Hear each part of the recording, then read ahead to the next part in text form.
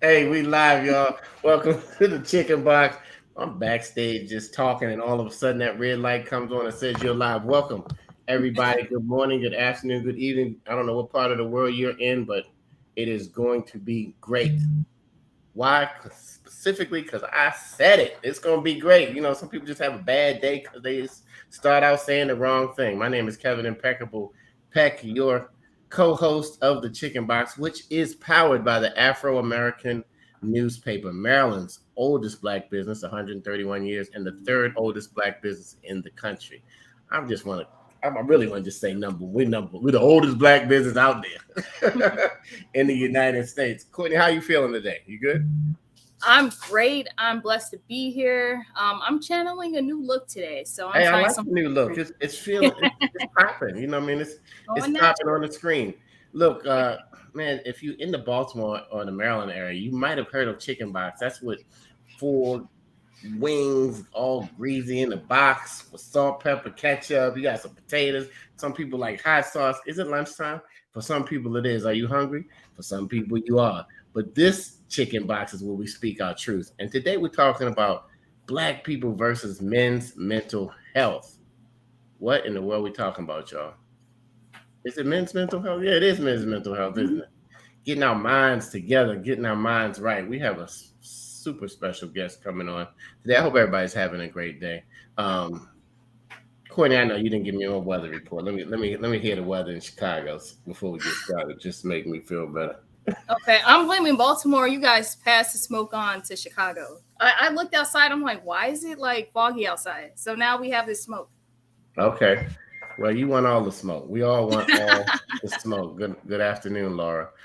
So let's get into the conversation. Let's introduce our guest so we can get right into it because I am, especially as a man, excited about this topic today.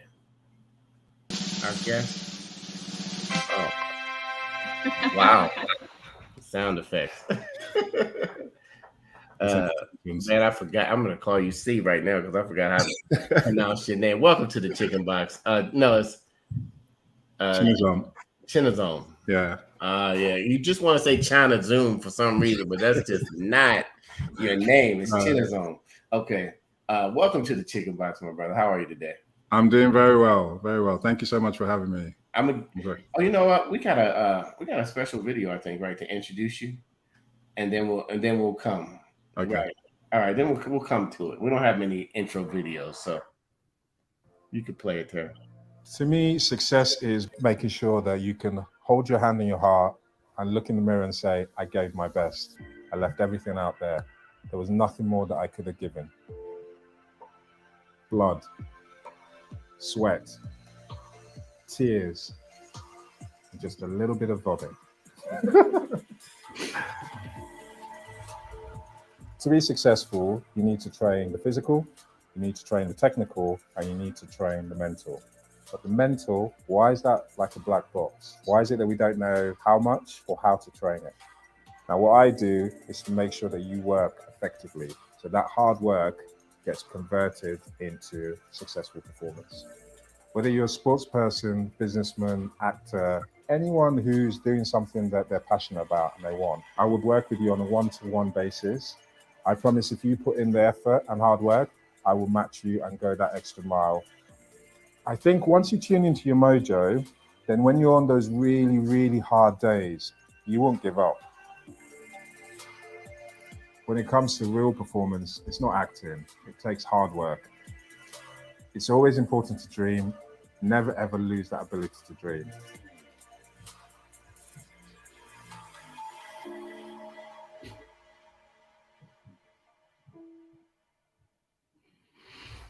Mm. Video brought back memories for me. I got stuck at Dreamcatcher. If you just tuned in, this is Black People versus Black Men's Mental Health. And if you are not ready to stimulate your mind, please turn the channel because you've already blown it for the day. But if you're ready to get your mind right, because that is one of my biggest sayings, and they call me the Dream Merchant, and he's the Dream Catcher. So this is gonna be a dream show, y'all. So hey, man, I mean, I gotta focus my mind right just to say your name. I'm gonna call you C until I get it. Okay. Yeah, let's go with C. C's cool. Hey man, welcome to the Chicken Box, and just give us what inspired you to move to this level of business or lifestyle to really want to ignite people's minds to make a change. Yeah, I think that's a great question.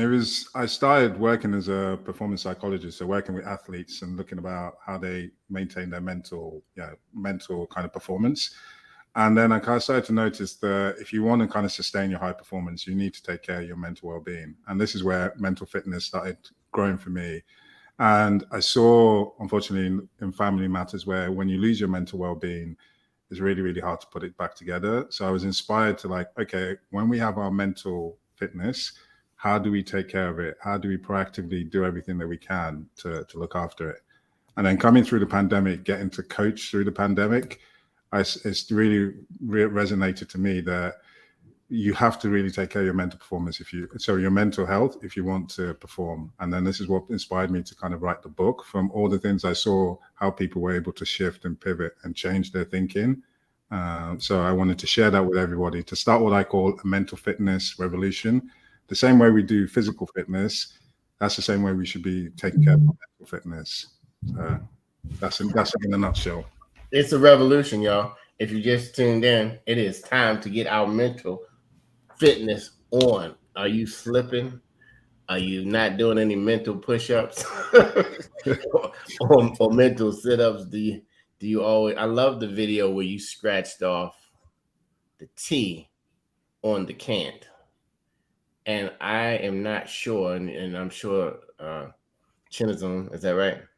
That is right, yeah. I'm getting it together. Chinazom, it's a lot of people, when you listen to their speech as you talk to them, you will hear probably how negative people talk about themselves, even when they're speaking.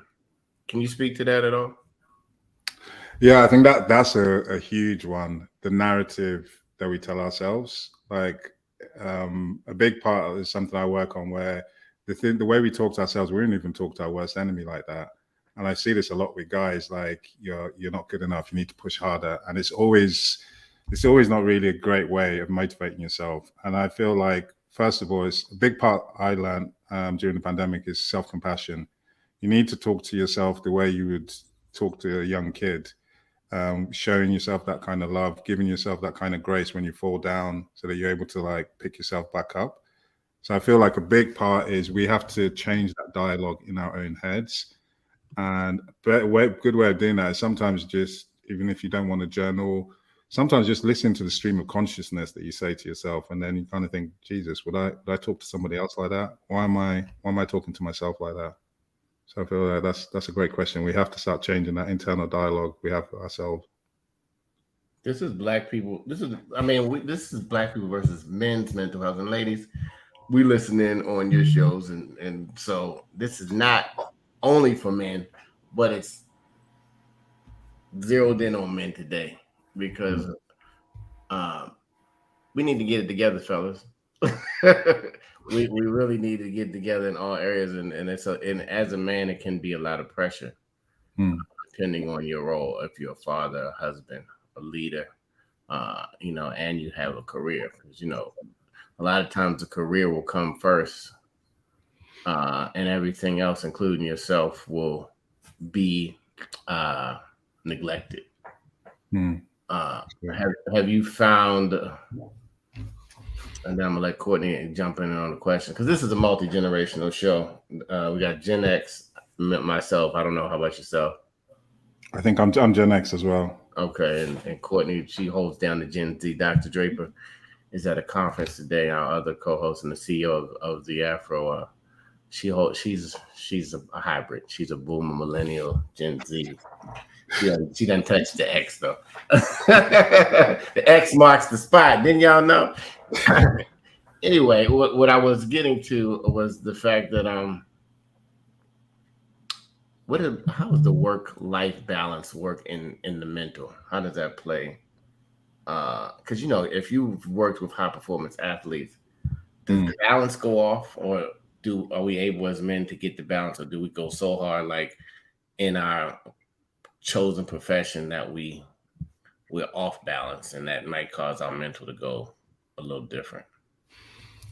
I think, yeah, if I speak specifically to men, I think sometimes we're struggling in the way society tells us what it means to be a man and how we're supposed to show up and carry, support the family. So sometimes we don't show when we're tired. We don't show when things are hurting. And also we struggle with, because we don't show our emotions, we sometimes don't even know how we're feeling. So, and there's this, I don't know whether it's just for Black men, but there's this thing where resilience and grit is you just keep pushing through. And one thing I learned when I was working with top athletes, that's absolute nonsense. The best athletes will always rest. So you always need to take care of yourself. And that's what I'm trying to change, that narrative where if you don't take care of yourself and if you don't take time to recover, you're never going to be able to keep pushing. And I feel like for men, we need to start accepting that truth, and also sometimes sharing where I'm too tired at the moment, I need to take a break. It's okay to be vulnerable and share that. And a big part for me as a man is where I need to provide. I need to keep working to provide for my family. I can guarantee you 100% your kids will rather have you there and your time there than saying that, oh, you had to go and work and you didn't see them, and then all of a sudden they're grown up and you missed all that time. And that's something I definitely want for men to start changing and saying, yes, you still need to put food on the table, but there's a limit to where you also need to make sure you take care of yourself and you need to carve out time to be there. Your kids will rather you were there than you went and earned so much 401k for them and then you're not there. I've heard it said before, how do you spell love? Time with children. Yes. Is how it plays out. But it's a balance. Right. Courtney, what are you thinking about today's topic of Black people versus men's mental health? But it could go to mankind. But go ahead, jump in. Yeah, I want to touch on like what you guys just spoke on about like how society is a leading factor. So I want to know, like, do you think society is a leading factor in men experiencing high levels of depression and like mental health issues? And, I know that there's a lot of societal pressures and standards placed on men from a very young age. I think that's a great question, Courtney. And I think society is the one that plays a big part. So I'm Nigerian, and growing up in Nigeria, there was always you get told this is what you're supposed to be. This is what you're supposed to deliver and live up to. And a big part of that also was my dad. I was always told that my dad was this person in society. Once you hear your surname, this is what you're supposed to do. And then as you start to grow up, I can't remember the bit. I always found this out when I got married, was where my wife can cry at anything, but I for some reason now I can't cry at all. And I was like, when did that happen as I was growing up, where you don't even know how to feel emotions anymore? And then you become a dad and you have all these, I had a big transition when I came over to the US. And when I did that, I became a dad for the first time. And there were loads of emotions I was going through, but I didn't even know how to understand them. I didn't know how to express them. And I feel this is why I want to change that view that society places on men, that you're supposed to be this, because I feel like that's what sets us up for failure, because we're always trying to live up to that ideal, and it's not true. You should be able to be vulnerable. You should be able to show emotions. That's the way you're going to connect with your kids, and you shouldn't be. For me, it's like you shouldn't be carrying it all on your own. You're there with a partner, so you should be sharing that load and not think that you just bottle it up and take it all on your chest. Your shoulders. That's a good question. If you just tuned in, this is Black people versus men's mental health. We do have emotions. Sometimes we, like you said, we restrain them and hold them in, and then, through a death or sometimes a birth, you may shed tears of joy or tears of pain or tears of pain, but it's tears of frustration that men can experience.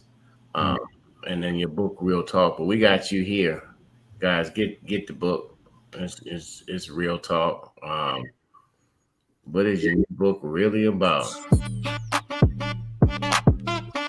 It's about four friends who've known each other all their life. They're now in their 40s, 3 of the friends all come together for the first time in a bar after the pandemic. And it's to talk about one of the other friends, Max, who attempted to commit suicide. It's a story about how the friends come together to help Max, but they end up helping each other and coming up with a way of, I call it a new blueprint of the way we can live, where if we put our mental fitness at the forefront of everything we do, we can thrive through any situation that life throws at us. So I'm very excited to share this story, and I hope that you see yourselves in the different characters and take something away from this story. All right, man, real talk. You know, I mean, you ever be talking with men and you say real talk, and that means okay, like this is what like I'm sharing something that's real and really affected me. And men talk all the time. You know, we talk about whatever we talk about. But you know, and sometimes we need a space where we can just talk, so that we can just get out whatever it is that's frustrating us. So, your friend was going through suicide, and so who brought everybody together? You? No, it wasn't me that brought this. So this was earlier on in my life, and I kind of realized where we used to meet up as friends. You meet up, but you're so busy trying to have a good time that people don't actually share what's going on. So this friend, we then found out later on, you know, was really in a bad place, and I was just shocked in that why didn't you tell us? Why didn't you say anything before this happened? So another friend was the one who started to organize us, where every year, it didn't matter where we were, we'd all meet up, and you had to come share what was going on and really like open up and be vulnerable. That's the craziest thing. You ever be here? I mean, and probably all of us experience it. A friend is sick or in the hospital, and you had no clue I know.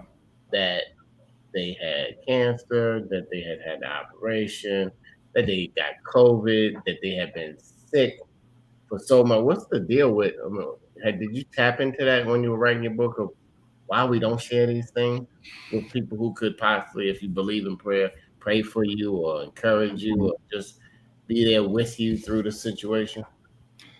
I didn't tap into it in the book, but it was actually afterwards when I was talking to someone who'd read the book, and the person actually said to me, "Is like, well, sometimes when bad things are happening, you don't want to tell others that it's happening. You don't want it to be happening to you."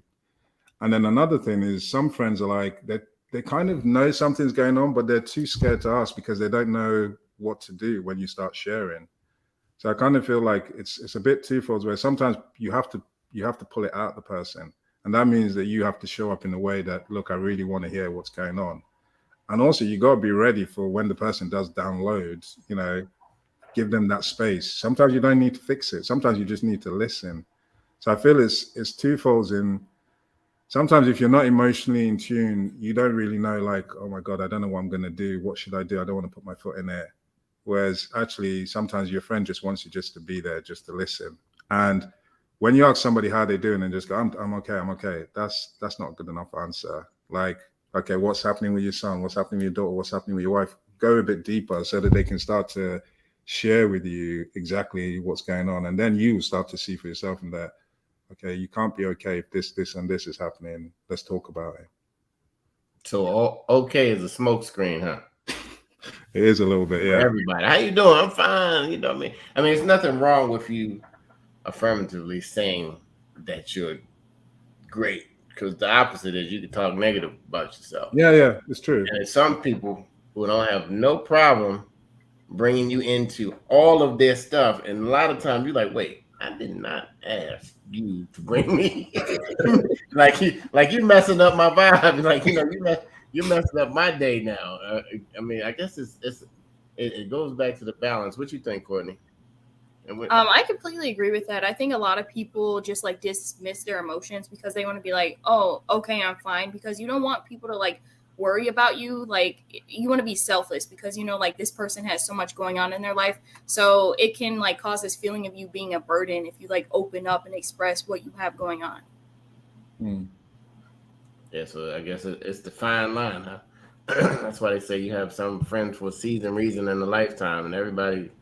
You can't tell everything to everybody because some people, they're going to be right on it, telling everybody what you thought you were sharing. You know, That's actually a big point which I talk about in my book, is having your trusted, I call it your trusted advisors or trusted connections, because you can't be open with everybody, but the people that you trust and you've been through situations with, you should kind of spend that time to cultivate that relationship so that you can be open with them and vulnerable, and you know that this person has my back and they're not just going to go and start spreading my business everywhere. Absolutely. I got some friends like that too, that we just bounce things off, and sometimes it's just a good reset. You know, man, I was dealing with this. I took a couple of breaths before I said something, because sometimes if you don't take a breath, I don't care who you are, you're gonna say something ignorant. Yeah, for sure. If that ignorance is in you somewhere, somehow, It's got to come out. and a lot of times with this social media today, it is coming out. It's like, oh wow, I didn't know you cussed. You know what I mean? Or I didn't know you thought about, like, you're a racist. I mean, they label you right away. But you had an emotional moment, but you are now, your whole life is tied to a statement that you made out of anger. Yeah, that's the bad thing about. How do you feel about that? Should you be defined as a moment that you just, is that your true self when you when you're angry? I think so. What'd you say, Court? What Gen Z? What does Gen Z say about you? She said she thinks so, but that's the truth. I definitely think so, because like, especially me, like, I'm introverted, so I tell people, like, hey, don't, like, take me off the wrong way, and then it keeps building and building and building, and then when you finally pop off, then people are like, oh, you're crazy, but you give people a fair warning. So I think when you are angry, that's when you express that raw emotion of, like, what you've been feeling. But that don't mean you're crazy. No. That means that for that moment, you were different than they expected you to be. So anytime, I think, Chinazom, is that right? Yeah, that's right. Man, I'm gonna need the phonetics. Ballard, guys, listen, this is Chinazom, and from Nigeria. Grew up in Nigeria. What part of Nigeria, my brother? I'm from the eastern part of Nigeria, so I'm from Anambra State, so I'm Igbo, but I grew up in Lagos till I was around 14. So I've been to Lagos a couple of times. I love my Nigerian brothers and sisters. Y'all got a lot of money. Y'all need to fix that in the airport, though. I'm gonna kill y'all if you don't fix that airport. I'm totally. I left when I was 14, and when I came back in my 30s, that airport was still the same. I was like, same. Christ, like, if you come around Christmas time, Santa Claus is black with a Coca-Cola, drinking a Coca-Cola. Anyway, I got off. But and then you moved to the UK, which is and now you're in Maryland. Yeah. So you've seen 3 different countries pretty much, or more. But I mean, I had the time to spend and get into the culture. So do you find that the men's mental health or mental fitness is the same all around the world, or has it changed in the different spaces and places that you've been? I think the culture plays a big part. So I think in Nigeria, when I was seeing the men in Nigeria, there's a lot of pressure put on you are the breadwinner. You have to show up a certain way. You don't show emotion. Like with my dad, you never got emotions from him until you're a man yourself. So there was a bit more, culture was a bit more intense there. In the UK, I found like you sweep a lot of stuff under the carpet. Like you kind of pretend everything's okay, but actually deep down, it's not okay. And people don't talk about their emotions as much. What I find in America, people are a little bit more direct and they tell you how they feel. But I'm also finding as well, men don't talk a lot about their emotions. They're not as vulnerable as I say. But I will caveat that with the pandemic. I find that the pandemic is kind of turning a lot of things on its head. I'm finding friends I've known for 20 years. I get on a call and they're sharing things with me, and I'm like, "How? I've never heard you talk like that before." Right. I feel like we're in an opportunity where people are now realizing I need to talk about my emotions. I need to share that things are not great. So I think things are changing in all these different cultures as well, because there are a lot of Nigerians here in Maryland, and the group of friends I've made here has made me change how I view other Nigerian dads, because they're definitely a lot more vulnerable and share a lot more. I think it's a billion, trillion, mazillion Nigerians. Everywhere I travel, it is a lot of Nigerians. We're everywhere. I don't even know if anybody else knows this, but their team is strong in every city, every country. Wow. And what I do like about Nigerians is you find each other and you click and you do business together and you guys come together and really celebrate your culture of where you're from. And I mean, and I have a lot of Nigerian friends, and I really, you guys are a little bit elitist sometimes, because I'll be on the plane and you just, it's, and I think it's the way it's the culture when you grow up. It's just like some of them not even saying excuse me, they just going by you, they just bumping you in the head and on the airplane. What's that all about, man? We have good parts of our culture, but I think with Nigerians, we're not shy. So they will always tell you about yourself. That's what I find with Nigerians. They're always quick to give you advice of what you're not doing right. So sometimes it can rub people the wrong way. And it comes right out on wherever you are. But we do be like, I'm like, wait, calm down, Yeah, it's part of the culture. You have to be able to, hold your ground, if there's a way to say that. But we do have a big heart, though. We do have a big heart, and our food is amazing. So that kind of makes up for the telling you about yourself. Taryn said she never met a Nigerian person that wasn't joyful. Try to get on the airplane or get in front of them. I'll show you one or two at least. You laughing because you know it's true. But you're trying to get in front of them. You're trying to get in front of a Nigerian or steal his seat. You're gonna get what you have coming to you. Right. So this is Black people versus men's mindset, mental health. We have an expert. What the dream? Do you go by the dream catcher? Is that your? That's my mantra. That's your brand. That's your, that's what you stand on. The dream catcher. Have you guys stopped dreaming out there? I mean, I love the word, and it's the performance, because you worked with a lot of high-end athletes, and now you're changing that to exercise your mental. Get your mind right. Get your mind in shape. What does that mean? How do you start getting your mind in shape if it's out of shape? That's a great question. I think that's where you need to kind of start finding, I call it like what fills up your emotional energy tank. So you need to starting with what gives you joy each day. And during the pandemic, I was working with just normal people, everyday people, and a lot of our joy was taken away. So that's where you really started to you had to kind of go out there and create that every day. And I feel that's a big part with mental fitness is like, what gives you joy? Is it movement? Is it spending moments with people, loved ones? Making sure you get rest. I know some people are not really into mindfulness, but for me, mindfulness is just giving you that space from your thoughts so that you can kind of decide, okay, how am I going to engage with them today? And then also looking at the things that take your energy away. Like you got to put boundaries in place where you can't just keep working. Your family wants stuff from you, projects want stuff from you. So it's like, well, put some boundaries in place so that you can take care of yourself as well. First. That's funny. Look, I use these essential oils, right? And every time before I start the show, guess what the name of this is? This is joy. It's the essential oil that's joy. And whenever when I get in my office and I put a little joy in my diffuser. Yeah.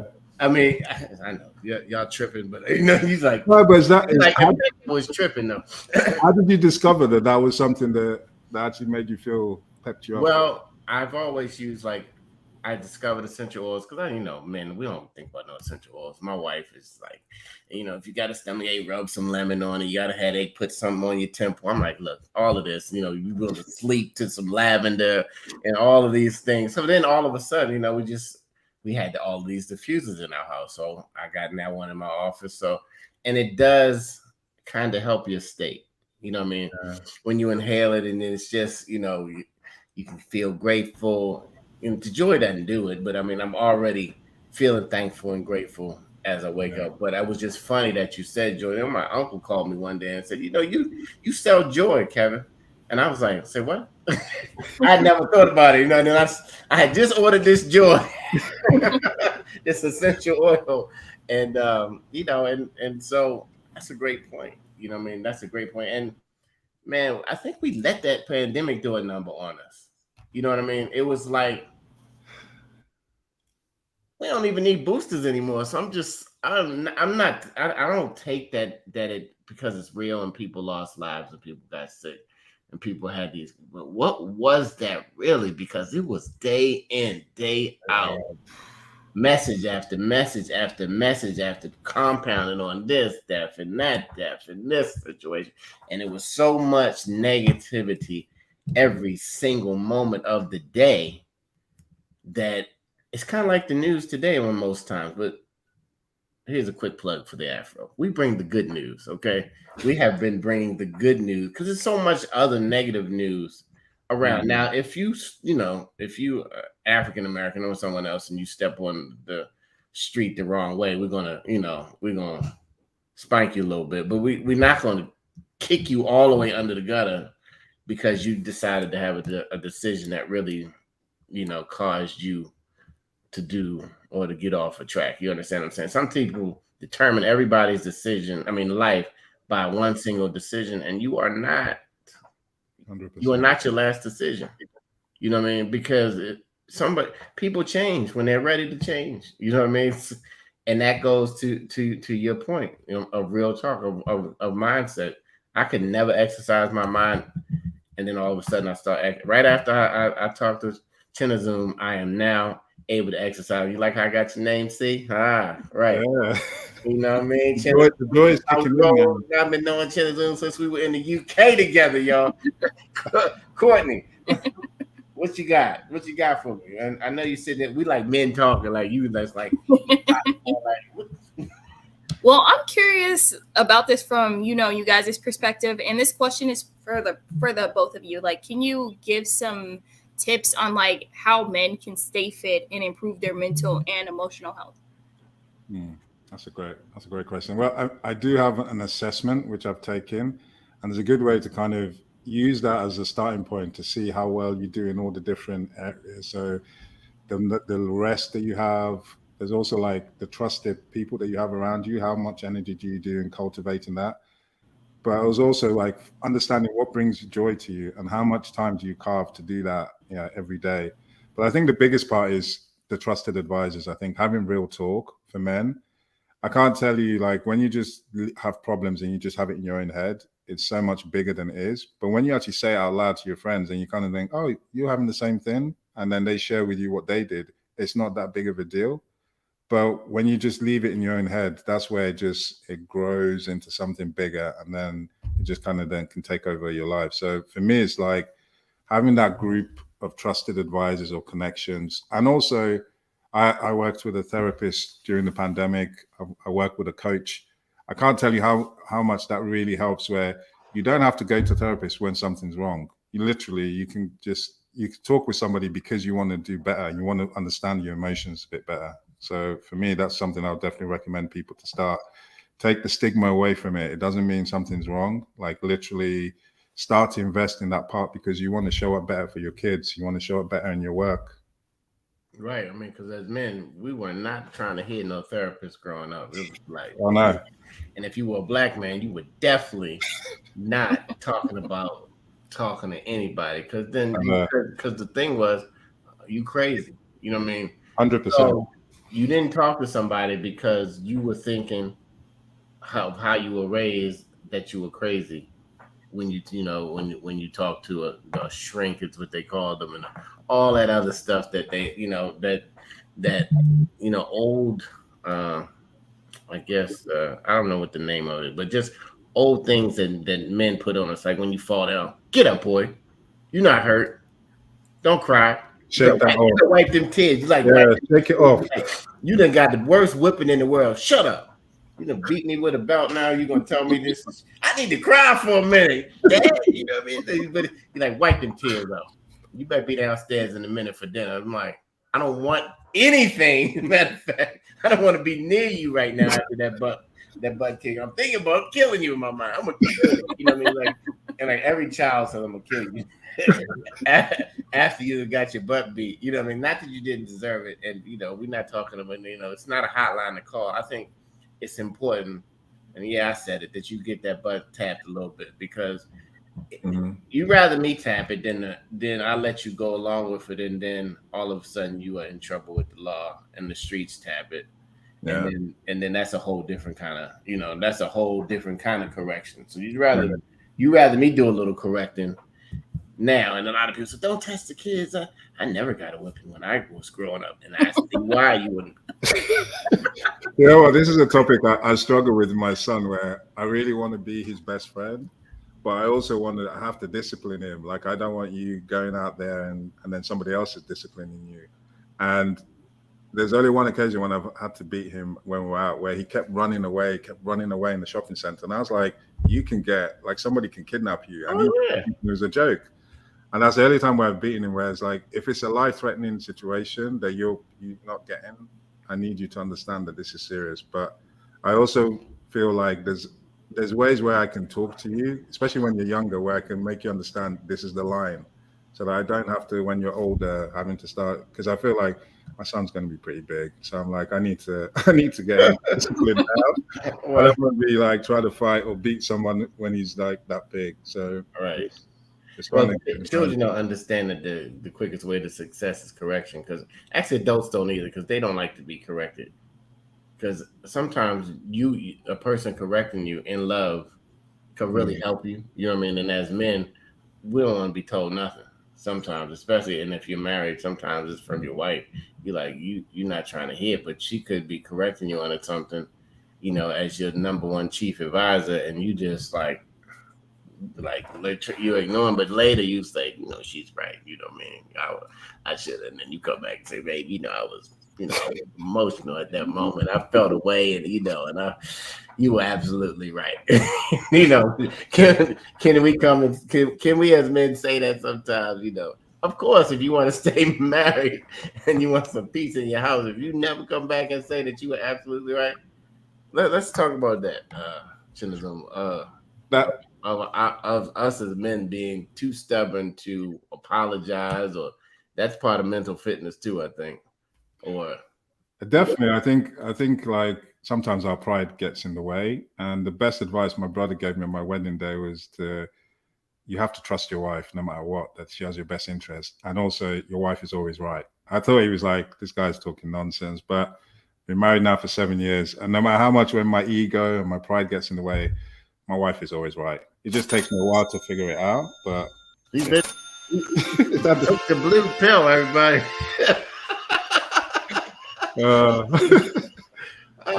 Courtney, what you think about that in the relationship? I mean, I completely agree, because my boyfriend is like that. Sometimes he doesn't like to listen, but sometimes we have to be assertive. Like, I told you, you have to bring assertiveness.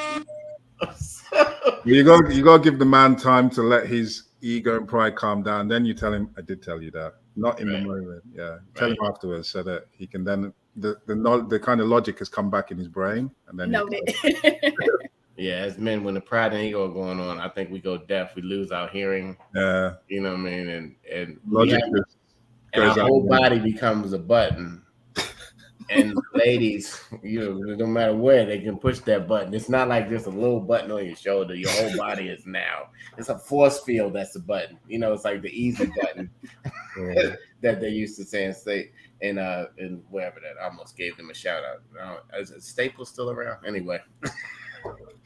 You know what I'm talking about, Chinazom? Yeah, the stationery store, Staples. Yeah. I think they're still around. How long have you been in America? 4 years now, 2019. 4 years. Okay. So are you a dual citizen, or how's that working? Not yet, just a green card holder. I'm still deciding whether to get the US citizen as well as the UK. All right. So mentally, where's been your best space to live? I've got to say Maryland.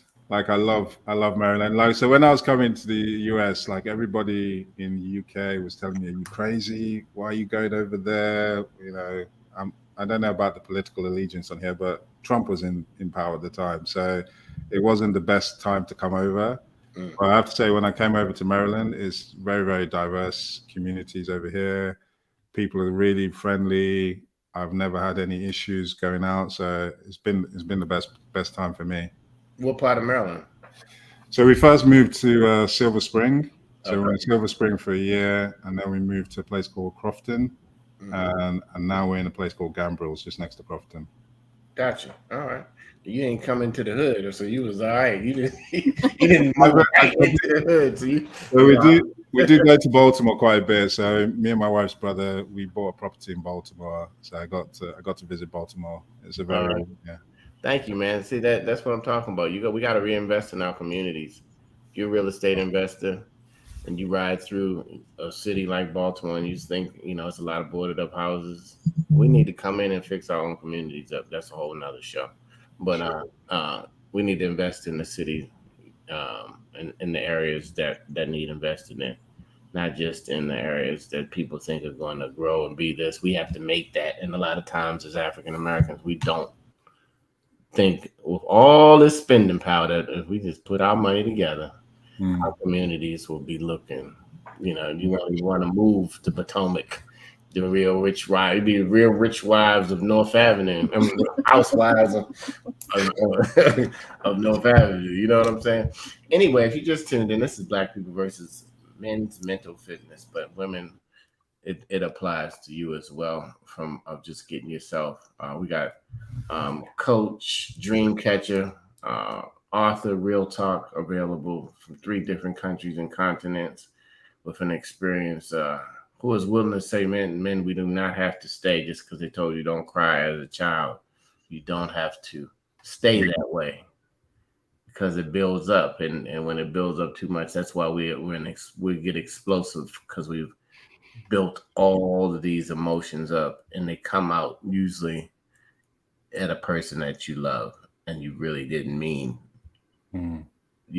Part of that explosion was due to somebody at the job, but she got it or he got it just because the pot boiled over because you hadn't emptied out hot water in days, years, months.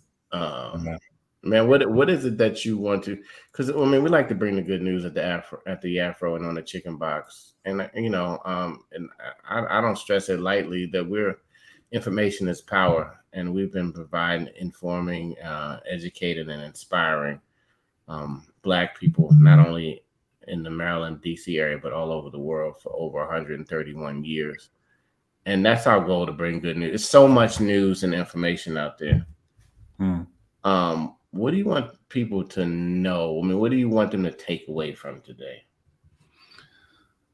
I think what I'd love them to take away is that we're in a key period now where, after, I know I keep talking about the pandemic, but I think now it's kind of made us aware of a lot of things. And like what you said, invest in our own community. I feel like definitely the Black people in the US, they're really doing a lot for their community. And there's a lot of awareness where nobody's going to come and help us. We need to help ourselves. And I think we need to keep that momentum going, where we're doing work in our own community, mental fitness as well. We're removing the stigmas. Let's start talking about our mental health. Let's start talking about how it's good to cry and feel our emotions. And yeah, I think from a positive thing, I definitely feel like in America, Black people are doing a lot for each other, and they're really investing in each other, and we should keep that going. Right, let's add to that fire, y'all. Courtney, we about to get on the box. I mean, I'm excited about me being the dream merchant. And they like, what is the dream merchant? I push people to monetize their dreams. You know what I mean? I see them. A lot of times people just need somebody to say, you could do it. You could do it. You could do it. You know what I mean? Like, that's me. I'm saying, you want to do that. Why are you over here? You're wasting your time. Go over this way. You're going the wrong way. You're going down a road that's leading you nowhere near your purpose, but you're still going down it every day. I call that mental, you unfit mentally, because you are doing something that is leading you totally away from what you were made and designed to do.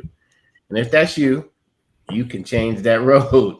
I'm not saying go up and say to your boss, you're fired today. I mean, don't fire your boss today, but begin to think about firing your boss pretty soon so that you can be on the road that you need to be on. So, Courtney, we're going to get on the box. We call this getting on the box, and we just want to speak our truth about mental fitness. I mean, go take the assessment, y'all.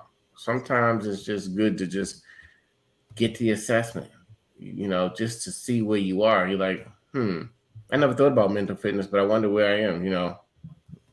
There's an assessment for it. Thank you, Chinazom.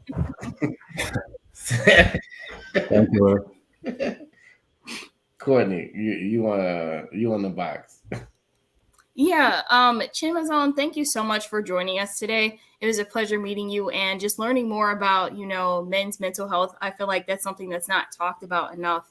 And I also just love that you're advocating for men's health and spreading awareness about it. I had to sit down and realize, like, I have a father, I have brothers, I have a boyfriend. So this is important information that I need to know. So, I can do more of my part and, like, making sure that I'm being aware of it, because I think as women, sometimes we're so caught up in our emotions and it's like me, me, me. And we have to take a step back and realize, like, men's emotions are just as valid as ours. So I just want to say thank you again for everything that you're doing. Like, this is so important. And I'm off. I almost shedded a tear when you said that, Courtney. that got my emotions stirring a little. Thank you so much, Courtney, for saying that. And yeah, it was a pleasure being on here with you guys. And I love what you did say, Courtney. It's good to understand what men are going through so you can help them start to tap into different emotions, because sometimes we don't even know the emotions we're feeling. We just know anger and frustration. So if you can help us understand those emotions, we'll definitely be able to be better with our mental fitness. I'm gonna get on the box and I'm gonna let you go last, Chinazom. Man, if anybody knows me, I'm always about positivity. I am never glass half empty. I'm always it's full. I'm always, if it's 50% that it's going to rain, it's 50% that it's not going to rain. I'm going on the 50% that it's not going to rain. Some people judge their whole day based on the weather, and that's somebody else's report that are guessing. Nobody can determine the weather, right? And nobody can determine where you're going to go except you, pretty much, and God, if that's what you believe. But you have to make up in your mind that you want to go and get somewhere. So I think starting out, I'm an affirmation guy.